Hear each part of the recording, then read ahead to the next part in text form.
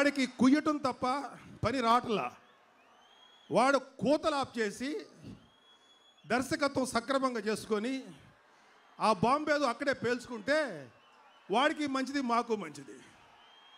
వాడు ఇక్కడికి వచ్చి చిరంజీవి గారి సినిమా ఎలా ఉండాలి, చిరంజీవి గారు ఎలా యాక్ట్ చేయాలి అని మాట్లాడటం, ఇలాంటి అక్కుపక్షి పనికి మాలిన సన్నాసి కూసే కూతలు మాకు ఏం కావు.